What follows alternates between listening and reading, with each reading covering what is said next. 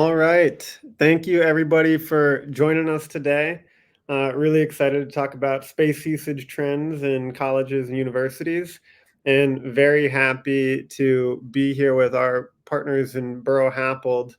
I'm Nick Halverson, CEO of Occuspace, and I will let Elliot and Julie introduce themselves as well, and then we'll dive into the presentation here.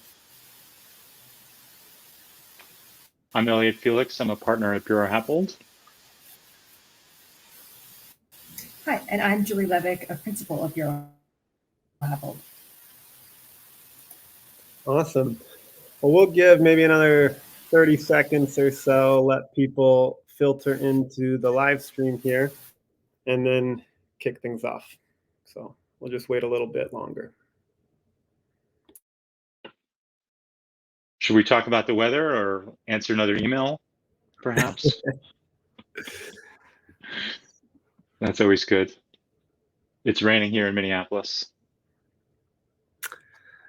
And I have to remember to stay forward. If I back up, I'm like in the witness protection program here. But sunny and 72 is always in San Diego here. I don't live in San Diego, but I'm back in town for a little bit, so always fun to visit. Cool. Let's go ahead and it's cloudy in Philadelphia, even. Yeah. All right, Elliot, you can kind of take us from here and set up kind of the why we're here and what we'll go through today. Why are we here is an existential question, but it's also a practical question. What do we want to cover today?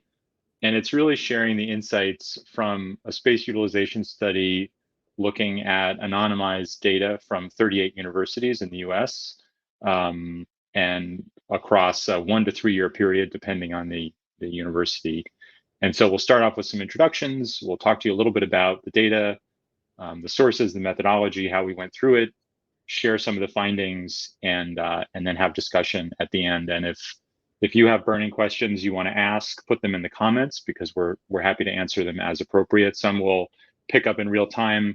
Others we might have a slide for that, and so we'll get to it in a few minutes or toward the end. But we're excited to share what we learned and help you all make better decisions because there's a lot happening on campuses today as you think about hybrid work and active learning and community partners and corporate relationships and changes to enable belonging and research and learning and instruction and innovation and all these things at a time of financial uncertainty and lots of other things going on. You need better data to make better decisions, and we're excited to share it. Talk a little bit about who we are. Borough-Happold Advisory was formerly Bright Spot Strategy, and it's really an international consulting and engineering company that's focused on improving the experiences of people in the built environment. And maybe students at a university or workers in an office or researchers in a lab or visitors in a museum or patients in a hospital or fans in a stadium. And it's really about thinking through the spaces, the services, the systems, making those work together so that people can have a better experience. They form more engaged, better connected, and better supported.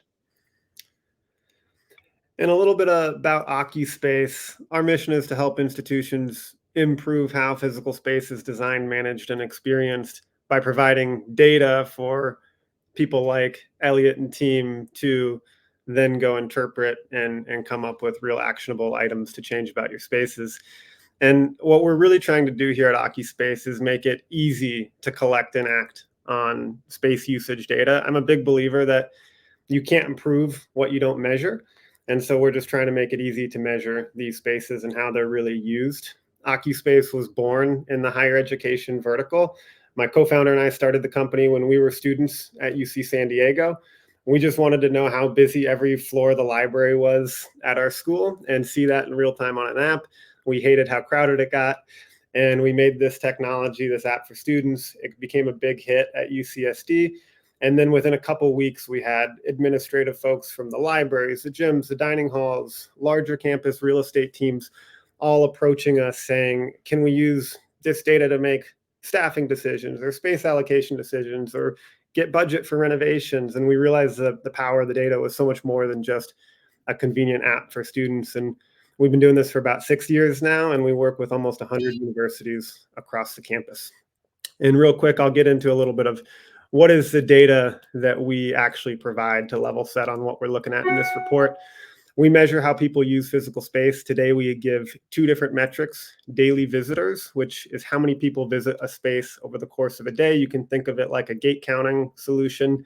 And then occupancy, which is how many people are in a space every minute of the day. And then later this year, we'll be releasing dwell time and heat maps, 2 data points we're really excited about. And if you see the floor plan here, this just gives you an example of kind of how we break up a space. We do not report at an individual seat level, but we can get a little bit more granular than the building and the floor. We do what's kind of called neighborhoods. We can break up a floor into a couple different large groups of areas and give these metrics on those spaces. This is a little sneak peek of the new data points we have coming in the pipeline in Q3 and Q4. Dwell time is how long people spend in a space. You can see, I think this is going to be such an impactful metric. A space that has an average occupancy of 50 people, but a dwell time of 20 minutes on average is very different in how you would design and manage that space if it's an average occupancy of 50 people, but a dwell time of 3 hours. And so I think dwell time is going to add so much context into how people are using space and what is the experience they want to get out of space. So really excited, excuse me, very excited to be releasing that here in Q3. And then heat maps will come later this year, which is a visual representation of how a space is being used, which will be very nice as well. Lastly, I'll just wrap up with how our technology works. Occuspace sensors look just like this. They have prongs. You plug it right into a normal outlet. One sensor covers about 2,500 square feet of space. They scan for Bluetooth and Wi-Fi signal data. And what we do better than anybody else in the world is go from that signal data to a people estimation with 90 to 95% accuracy. And we do that without getting any personally identifiable information, being GDPR compliant, and really, in my opinion, being the only real privacy-first approach to measuring how people use space. So now that we level set a little bit on Occuspace and the data points and how we do it, I'll pass it over to the Burrow-Happold team to walk through some of the data and insights.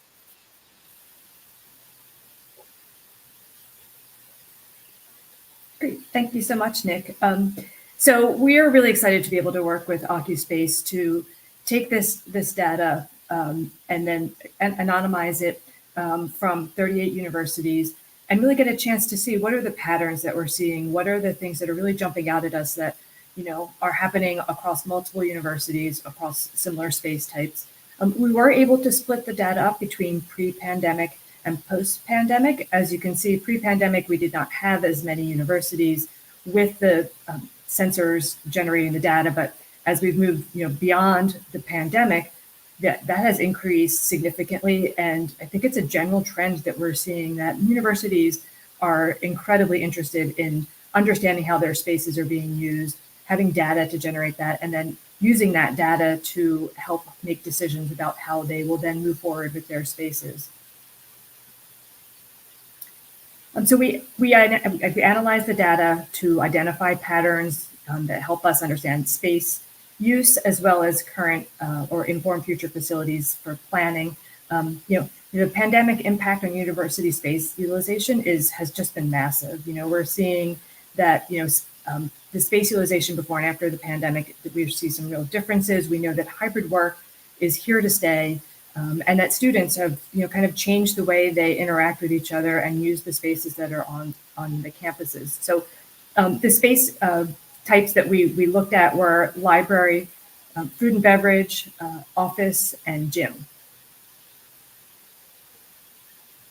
So this chart explains the data available from the participants of the study from 2019 through 2023. You can see that again in 2019, at the beginning of 2019, we didn't have any data available. The data focused then on libraries. I think, as Nick mentioned, it was a lot about who's in the library, who's using it. I want to know, I want to go, I want to be able to find a seat. And then, it expanded to offices, gyms, and food and beverage. And you can see now that, from 2023, we have the full data for these space types. And I think we really look forward to seeing this grow even more. There's more universities, again, more people really interested in understanding how their spaces are being utilized.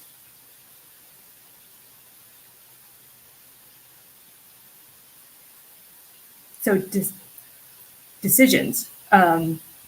I think the biggest part of this study for us was, how do you make decisions based on this data? So we have a poll for you that you just feel free to answer in the chat.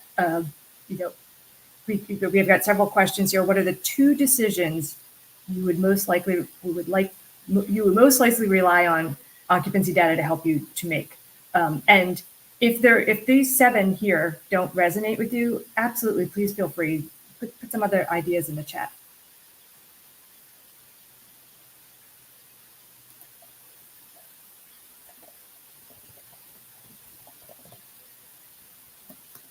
So as people are thinking about that, we've got a question for later about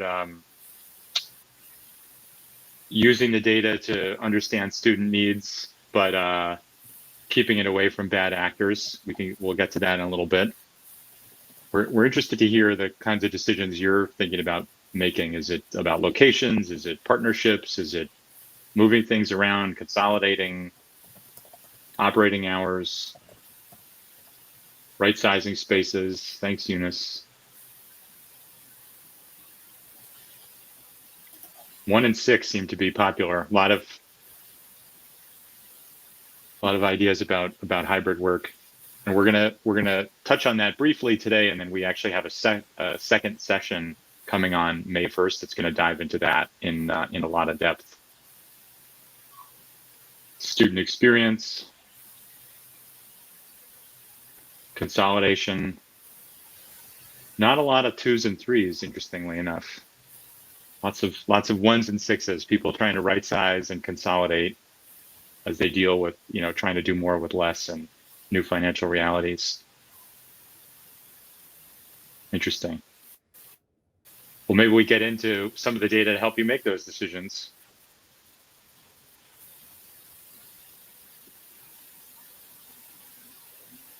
Go ahead, Julie.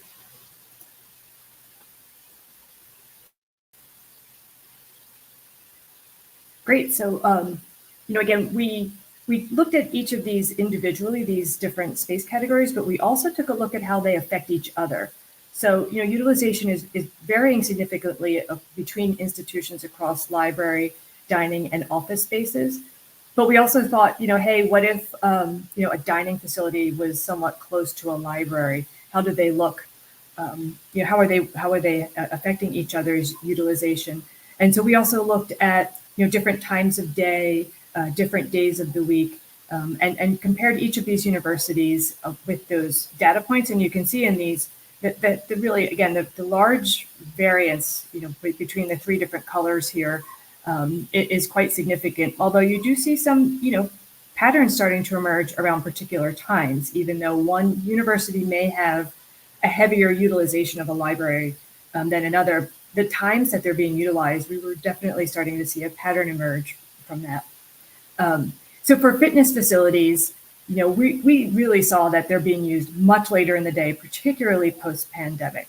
And, again, part of this idea of, how can you make better decisions using this data? So if you're seeing that your heavier fitness facility or recreation facilities are happening later in the day, you can absolutely reduce your operating costs by, how much you need to staff this earlier in the day versus later in the day. How many maybe class types or activities do you offer earlier in the day versus later in the day? There's, again, I think a myriad of decisions that can be informed by this type of shift of seeing, much later in the day activity.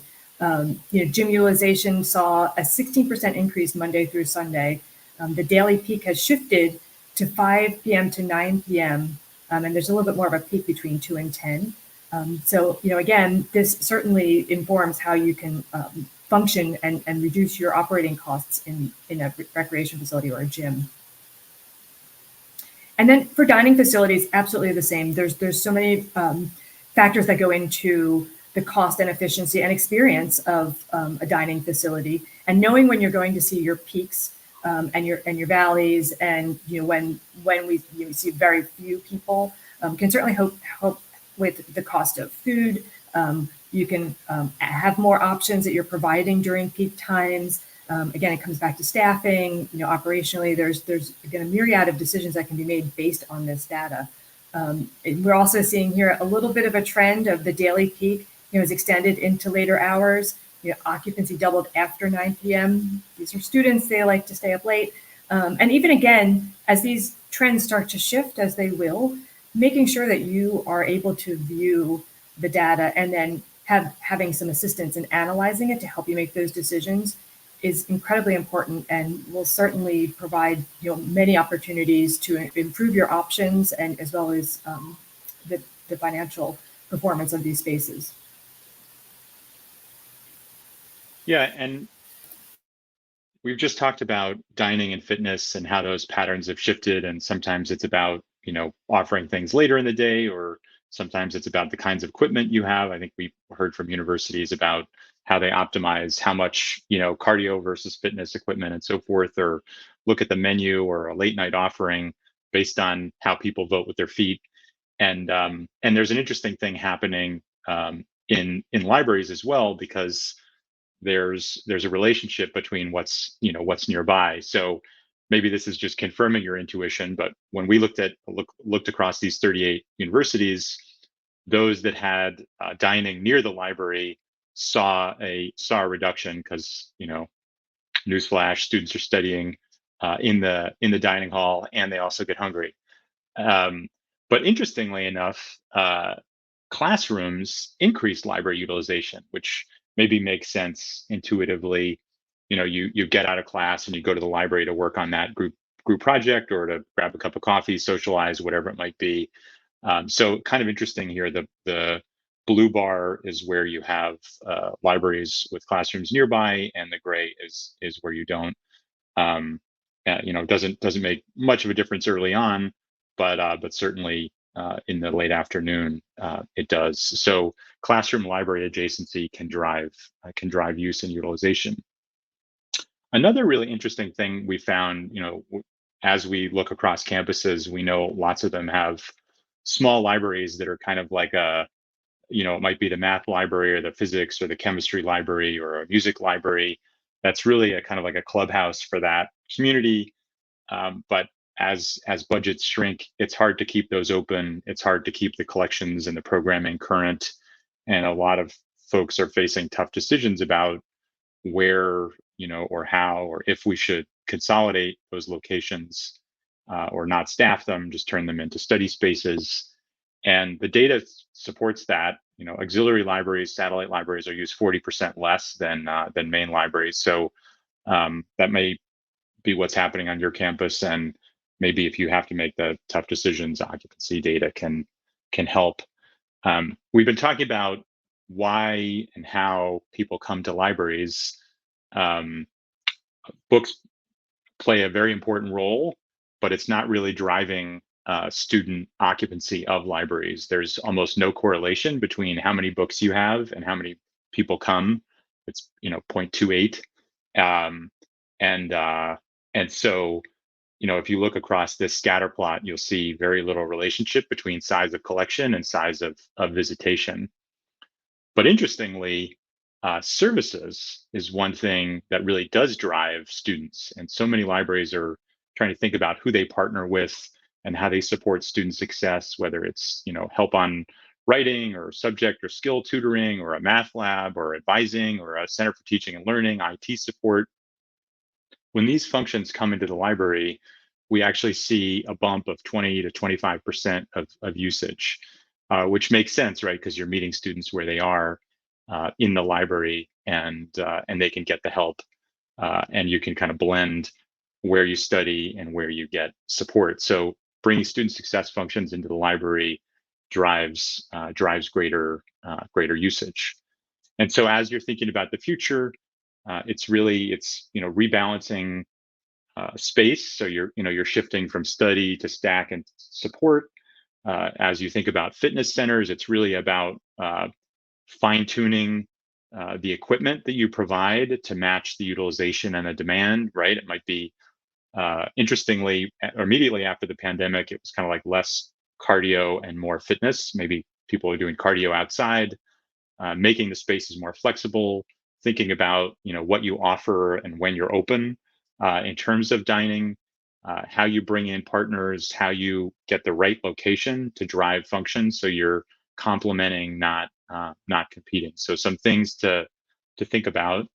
And before we open it up for discussion, want to give you a chance to kind of reflect on where you're at, and I think this will help us as we answer your questions. But we're interested, your greatest challenge using occupancy data to make better decisions. Is it about data privacy? Is it getting consensus? One of our clients famously or infamously mentioned to me, higher education is the only place where a vote of 12-1 is a tie. So it's sometimes it's hard to get consensus to move ahead. Is it having the capacity, the capability to analyze the data? Is it the cost for occupancy sensing, which actually isn't a lot? Is it the skepticism about the sample size? People are, oh, this was only 1 week, or it was only 1 year, it was only one floor. For some people, there's never enough data, even when the patterns are quite obvious. Or is it maybe general resistance to change? So put these in the comments just like you did before, and we'll go from there.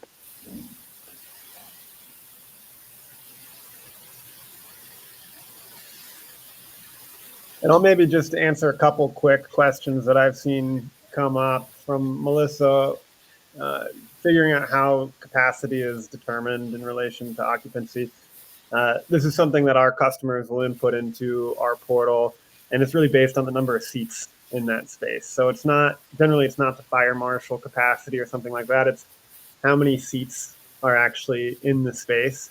And in a library setting, something we see that's really interesting is if it's individual carrels, you can get to 90-95% full capacity. With big collaboration tables, you'll never really get more than 75% full in that space in terms of seat capacity.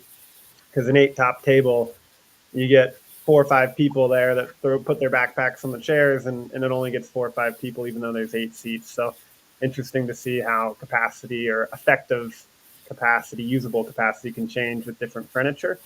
But the capacity in our site and what we do these numbers off of is based on the number of seats. Nick, as people weigh in on the on their kind of challenges, which so far it seems like resistance to change is a popular one. Do you want to maybe answer the question about safeguarding the data from bad actors that was flagged earlier? Yeah, definitely. This has been a thought of us since we started the company. We were the students we were serving when we first launched this on our campus. And this was definitely something we thought about. We partnered with the emergency response team. We have a GIS integration that we've done with some campuses to be able to give emergency response folks the ability to see how many people are in these different buildings in real time in the event of an emergency situation.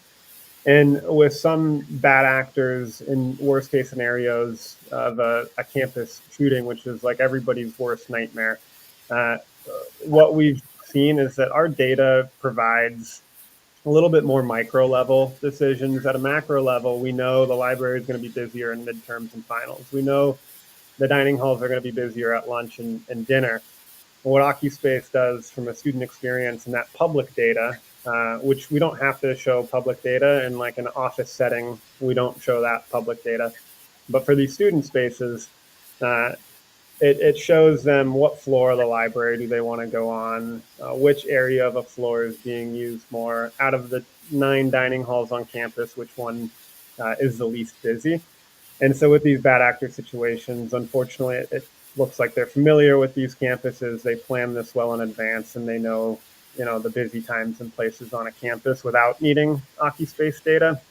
And the Occuspace data can actually be used in the emergency response capacity as well. But I will say, if you don't want to share the data with anybody, then you don't have to. We have customers that don't share that information, or customers that integrate it into their campus app as well.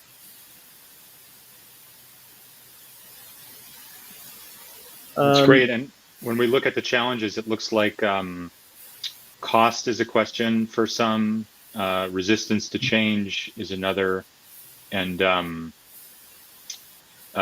privacy. So maybe you want to maybe hit the cost and the privacy questions, and I can talk about resistance to change. Yeah, definitely. So cost, this is something I think Occuspace is doing to really try to bring this data to the market. We're 4 to 8 times cheaper than anybody else on the market. We capture data to monitor every square footage of a building. It's going to be anywhere from 15 to 20 cents per square foot a year. So a 200,000 square foot library, it might be anywhere from $20,000 to $30,000 a year in total contract size. Sometimes it's lower. Rarely is it ever more than that. And I'll say the gross square footage of the building is not what we monitor. So you might see this building's 200,000 square feet, but what you actually want monitored could be significantly smaller when you take out, corridors and bathrooms and potential office space that you don't want to monitor in the library. So that's a ballpark for price. And on the privacy standpoint, we built this at the university for us. We wanted to be kind of privacy first from the ground up. And so our sensors, we wouldn't use cameras, we wouldn't use anything that could even get to one-to-one of where a person is sitting in a space. And we also didn't want to have anything that needed infrastructure changes and pull cabling and make costs a lot higher. So we just did the outlet. But from the privacy standpoint, we see all these signal data. We're not connecting to any of the signals in this space. So we don't actually get anybody's real MAC address. We do see MAC addresses of signals in the space, but they're hashed on the CPU of the device before that MAC address is stored in storage of the device and then streamed to our clouds, making us GDPR compliant. We never store any PII information on the sensor or in our cloud. And we really don't see a lot of big privacy pushback on campuses, especially in student spaces. Students see that they have access to the data, they love it, and they view it as a big value add for them and an enhancement to the student experience. So the only times that we've ever really faced some privacy pushback is in faculty office space. Administrative office space is no big deal. Faculty office space can be a little bit more pushback, but we've gone through the ringer on privacy. We care about it very deeply at Occuspace, and we do not track anybody. We do not report specific individual desk level data either. And so we feel pretty good on our privacy stance. Excellent. My big question is how the sensor gets power. I'm just kidding. Julie, there was a question in here about folks not feeling like they have the capacity to do the analysis. Do you want to maybe talk about some ways that people can analyze the data, or do more with less? Sure. Or get help on that? that? I mean, I think that first of all, Occuspace does provide a dashboard that's going to give you a lot of the base information that you might be interested in terms of almost in live time, knowing how many students are in a library, but then also over a span of time, what is the data looking like. But I think in terms of the analysis of the data, it's very helpful to employ consultants like ourselves, or maybe your space planning departments at your universities, to then start to bring in the layers of why you're seeing the data the way it is, and what you can then do to influence some of your decisions. But I do, again, I think that there's a lot of, as soon as you start to dig in a little, you start to kind of really recognize that there's a lot of information that can be very helpful on multiple levels. And I would encourage you to really look at it. Again, the dashboard's really great, but I think you can look at it as an opportunity to really get to understand a lot of the different factors that are influencing how and why the spaces are being utilized. That's great. And I see a question here about libraries and partnering with other folks that I'll answer. And we get this question a lot because I think what we've been really trying to do in order to better serve students and drive engagement and student success is really think about a shift from libraries to from stacks to study and support, and really think about a library as a hub for creativity and student success. And I think when you're doing that, the services you're bringing in that students are using, that's driving 25% more traffic to the library, there's a mission alignment there where you can imagine a student talking to a librarian about sources for a paper and then realizing that the thesis of that paper is maybe not so clear, and then going to the writing center, or then talking to the writing center and realizing that the data in figure 1 is maybe not so clear either, so go to the math lab or go to the data viz lab. So there's a real affinity there, and there's mission alignment. Sometimes it's what we call the library land grab, where people are saying, oh, well, as you move the books out, that means you have extra space, so we're just going to stick this random office of such and such in there. And there's, it may not even benefit students. It may be a purely administrative function that students aren't accessing. Obviously, you want more of the former and less of the latter, and do things that really create that environment that enables student success by working together, by cooperating.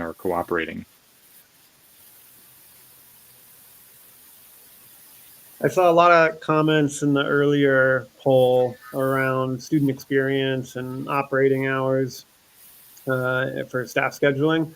I'll maybe give a couple anecdotes of customers who have used us for these things. We've had customers realize their dining facilities actually were different than what a lot of the trend is. A lot of the trend is they're being used later. This particular customer saw that almost nobody was using them after like 8:30 or 9 p.m., but they were open till 11. So they got a food truck staffed with like 5 or 6 people, and they were able to close their dining facilities earlier, and which had like 50 or 60 staff in that, and save a lot of costs with that. And there's also just a general trend of people throughout the day and being able to match your staff with the ebbs and flows of people. That is a very common use case amongst all types of student spaces with us. And then a couple of things on student experience. There's obviously the improvement in experience just by seeing how busy spaces are. That's why we started the company. People love to see how busy something is before they go. It sets their expectations, improves the experience. But then there's the administration using the data to really make real decisions and get more budget approvals with data. We found with our customers, we're trying to do a quantitative study of this, but they're getting budget requests approved at a higher rate when you have data saying, hey, we renovated one part of our library or our space, we got new furniture, utilization went up 58% in this space. Can we get more budget to do this in other spaces? Or we added umbrellas to this outdoor patio and utilization skyrocketed. Or we had blinds on the west side of the library, and now people use this space so much more in the evenings when the sun was shining with no blinds, they didn't use that space anymore. So there's so many kind of micro changes you can make to improve the experience of a space. And we've seen that with data to drive those decisions, those requests get approved at a higher rate. Yeah, and I think the point about understanding expectations and matching expectations with experience is such a useful one, because if people know how busy it is or when to go, before they go, I think that can really help. And one of my favorite anecdotes about expectation and experience is that if you compare customer in-store satisfaction, Costco is actually better than Apple, because Costco, you get exactly what you're expecting. It might not be great, but it's exactly what you're expecting. So people are more satisfied with that. Whereas Apple, you might have an experience that's totally different than what you're expecting in an Apple store. Maybe you go in there and you want to help yourself, on an app and somebody approaches you and talks your ear off, or maybe you were looking for a lot of help and you come up to someone and they say you can check yourself out on the app, and you were actually looking to have your handheld. So, expectations really drive experience. And we had some comments earlier about general resistance to change, and I think Nick, your stories really speak to that. Where first, you need a robust stakeholder engagement process, and communication process, so that people you can address privacy concerns. You can help people understand that you're tracking a space, not a person, and how the data is going to be used. And then you need to add to that engagement process, the data to make better informed decisions. And then you need to pilot and prototype, and do the small outdoor space before you do the big space, or whatever it might be. I would add, go ahead, sorry. No, go ahead, Julie. I was just going to say, and I think this is helpful to several questions, but I really think back to your slide, Nick, with the neighborhoods, and when you think about the library question and the different pieces, is someone really using the library, or is it just someone taking up real estate? Nick's team, we've partnered with Nick's team to help kind of really set up these studies, or to really kind of be very strategic about where the sensors are, which groups they're measuring, and then how we kind of analyze that. And then, there can be changes. You see, let's move, the maker space in the library closer to the cafe, so everyone can display more of the projects that they're making there, and then test that out as well. So I think that from start to finish, the process, you can certainly be really strategic about what you're looking for and how you're going to get that from the data sensors. And also at the beginning here, we saw a good number of inquiries around office space. And I'll kind of use this to hint at, in 2 weeks, we'll be doing a similar discussion that we're doing today that's mostly focused on student spaces, but we'll be doing it just on office spaces on campus. And so we'll dive into trends that we've seen in administrative and faculty office spaces, the difference between those two types of office spaces that can be very profound, and how rollouts go, and communication strategies. And then a lot of real case studies of what our customers are doing with data in their office space. And I'll say Occuspace got started in student spaces on campuses, but what we do most of now is office space on campus. And a couple quick teases of that, since I did see a lot of people interested in it, is we're now getting customers that are allocating space based on real usage, and they're kind of looking at it like budget, and they're saying kind of use it or lose it. If you want to work from home, work hybrid, that's fine, you can do that, but you're not going to have an assigned desk on campus. We're going to have an employee to desk ratio in your office. There's one case study that comes to mind where a department had 78 desks because it had 78 employees, but only 8 people were coming in on average during the workday, with a peak of 19 for the whole year. And so the space planning team on campus said, if you want to stay hybrid, that's fine, but we're going to shrink you down to 20 desks. And they said, okay. And they saved 58 desks that they were then able to allocate a different department to, rather than leasing or building more space on campus. And so some of our most kind of forward-thinking customers are now having that annual or quarterly space allocation process like budget, and that's kind of how they're doing it. And they're just saying you don't get one-to-one employee to desk ratios anymore in these spaces, and it's having a very profound impact on the amount of square footage of office space they need. So that's a little bit of a preview. We'll dive into that a lot more in 2 weeks.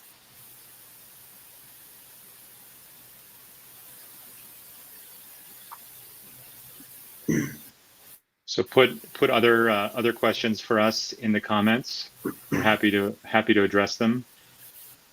I see a couple things around getting gate counts. That's our daily visitors metric. We've compared our gate count or daily visitors counts to camera systems that are pretty high end, pretty expensive. And we've seen 96% accuracy to those so far. And it's not to say that we're 4% off. Those systems might be 4% off too, so we don't know, but we're close to anything that might be a camera level gate counter as well. So we can do that. We can do those in pretty complex environments as well. And so we deliver that daily visitors kind of gate counting metric, as well as the occupancy and soon the dwell time and heat maps.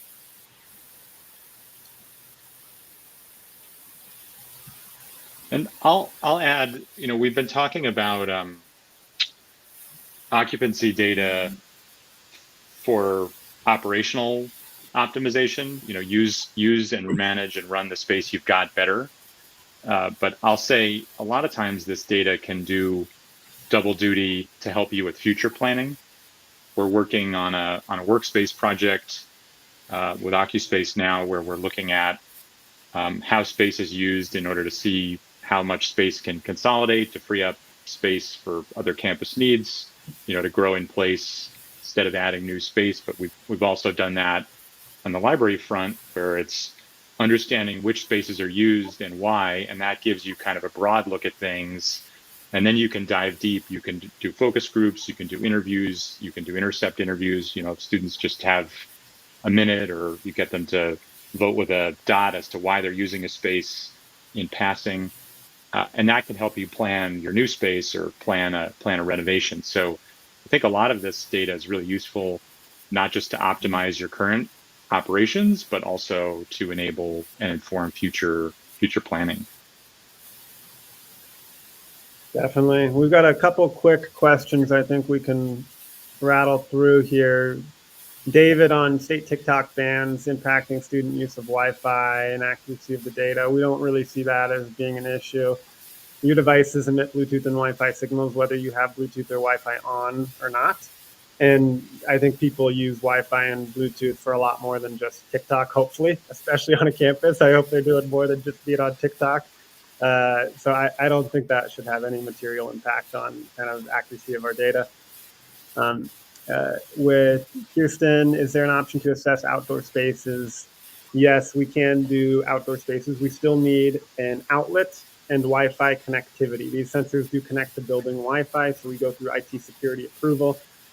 These sensors are built to plug in and be fit inside a weatherproof outlet box. So in an outdoor situation, we would just go into an outdoor weatherproof box on the outlet, and we can monitor those spaces. We actually, one fun project we do outside of higher ed is we do monitor ski lift line times for some ski resorts across the country, which is the most extreme outdoor space that we've tested. Doing analysis on student union and partner services. Elliot and Julie, I don't think we actually did that kind of analysis. We didn't have many student union customers until probably a year to 18 months ago. We started to see a lot more of those come on board. So I don't think we had a ton of data when we did this paper, and when we didn't have data on the partner services as well. So correct me if I'm wrong, but I don't think we have a lot of information on that. No, I think, you could use the same methodology to gather and analyze the data to understand partners and usage and the relationship between the two and get the adjacencies right. But we haven't done that on unions as of yet. Okay. We will share the slides today and send out the LinkedIn recording of this, and we can send out the slides as well. This is a really interesting question. I think probably more in Elliot and Julie's field, but if you had to choose between efficiency and student experience, which one is more important to you? I'll let you guys take this, and I might add my perspective as starting this as a student a little bit at the end. My vote is both. I think you can achieve both, to be very honest. I don't think you need to prioritize one over the other. They don't need to be mutually exclusive as well. Elliot, I don't know if you have an opinion on that. Yeah, without sounding like a punt, I do. I guess I don't know what a punt sounds like. Without punting, I think both is the right approach. I think most of the time we're asked to enhance the experience and the efficiency at the same time. And usually those goals are not mutually exclusive, right? So if you think about, for instance, like a one-stop shop for student services, instead of the students getting to run around across campus and you having a lot of redundancy of space and people and systems, you can bring those all together in one place on one platform, and it's better for students, it's better for staff. My favorite thing to pick on is most campuses have like a half a dozen different ways, technologies to book space, like one in the library, one in the union, one in your business school. If you can get everyone on one platform, that saves you time and it makes a better experience because students aren't getting whiplash as they move between different technologies, and they're not suffering from digital sprawl. So I think, usually more efficiency creates a better experience. So you don't often have to choose if you do it right. Yeah, I think you guys hit that. What we see is for student spaces, the student experience is the North Star, but often to improve that, you want to make yourself more efficient with your staffing, your space. If you have a space that nobody uses, we had a cool case study with Providence Library, and they realized nobody used their second floor of their library, and so they turned it into a tutoring center, and now tons of people use it. The whole library gets used more, and I think that's a good example of like they realized they had an inefficiency in their space and they could use that space now to improve the student experience even more. And then another little anecdote in office space, uh, people think like they're so scared to go from one-to-one employee to desk ratios to unassigned seating. But I really think the worst experience you can have in the office space today is being forced to go into the office and then it be a ghost town when you get there. And so I really think getting to like a better employee to desk ratio so that your space is actually being used at a decent percentage. Uh, when you come in, it's not a ghost town. It's actually lively. It's a vibrant office experience. It makes it worth coming in to the office. And so I think that's another example where more efficient space usage that people are actually using provides a better experience. Nobody wants to go to into an empty office.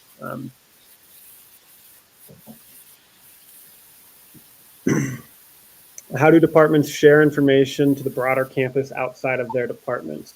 So Occuspace sometimes works directly with a department, a library, a fitness, a dining hall department, and then it's completely up to that department how they want to share data across the broader campus. Sometimes we also work with the larger real estate group in the campus, and they deploy us campus-wide across the student spaces and also oftentimes across the office spaces in a campus. And in that situation, since the broader campus administration, finance, real estate team is paying for the deployment, then they usually have access across the whole campus for all of that data. That's generally how we see it. But oftentimes, even the departments, they will share the data with broader campus because usually the data helps them get budget approvals and requests that they want. Yeah, I mean, we've also seen it where other departments are hearing about the outcomes or the potential decisions that might be made with the data and saying, hey, can we take a look at this? Because we really want to do this too.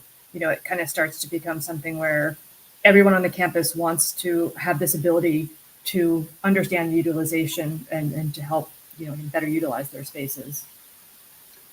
Until a couple months ago, Occuspace had almost no marketing folks and only one salesperson at the company, and we scaled to over 80 different universities just because of that reason. We would have somebody at UCSD talk to us to somebody at UC Irvine or UC Santa Barbara, and then they would land in the dining facilities, and then the library would be like, whoa, I really want this for the students. And then we've really expanded pretty organically across the university world because people see the value in this to students and to the administration. And it really kind of, once one department has it on campus, oftentimes we see more departments want it as well. Lots of similar use cases in the corporate world. That is the other vertical we work with. Today, probably 75, 80% of Occuspace customers are higher ed institutions, and 20, 25% are corporate office occupiers. And that office use case is really very similar in both of those verticals. The only real difference is that generally higher ed institutions own their buildings, and usually corporate office occupiers lease their buildings, so the decisions can be a little bit different, but the end goals and like how it unfolds is usually very similar process.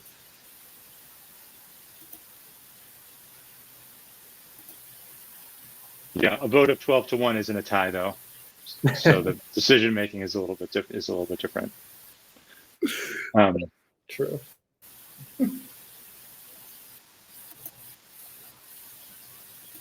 Great. Well, we have one about how short a period do you need for collecting, from Wendy. Hi, Wendy. Yeah, I think, Elliot and Julie, you guys would probably have a good perspective on this. Occuspace generally does annual contracts. We've now just started to offer some shorter contracts in monitor spaces for 3 to 6 months. It's still valuable. I really think the most value is when you have this data year over year in your spaces, especially in office space too. I mean, student spaces, you need it to show the students the value a lot of times in that real-time data. And office spaces, what we see is, in the examples we've done this, is we pull out our sensors and they want to move them into a new office space. And then that department that you just got to go down from a 1-to-1 employee to desk ratio to a 1-to-2 or something, or 1-to-3, right after you pull the sensors out, they say, oh, actually, we're all in our space now. We need our desks back. And so without that data to kind of hold everybody accountable, things can go haywire pretty quickly in office space with the case politics. But we do some shorter assessments as well, and we can be happy to talk to you about that. Yeah, I would just quickly say that, first of all, the difference between the cost of 6 months and a year is really somewhat negligible to the value that you're going to get from having a year's worth of data, especially if you did a study for 6 months, made some adjustments based on that study. You would really then want to continue to monitor so you can understand the results of those adjustments you may have made.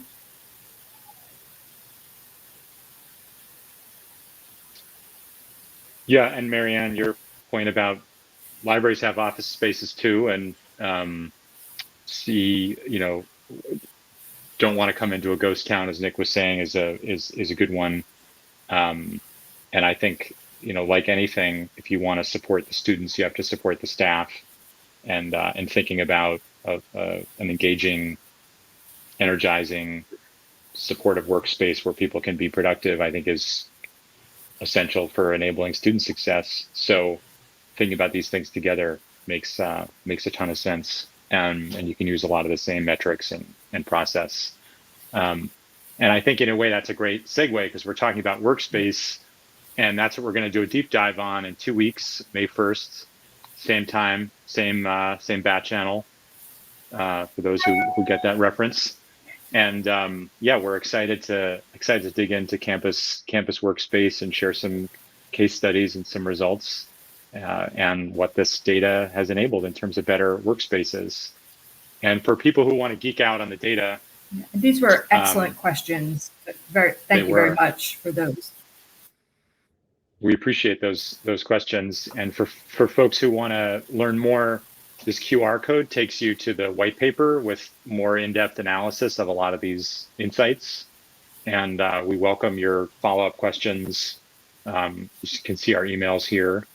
And happy to answer further questions or understand how to gather, analyze, visualize, and use data so you can make better facility decisions.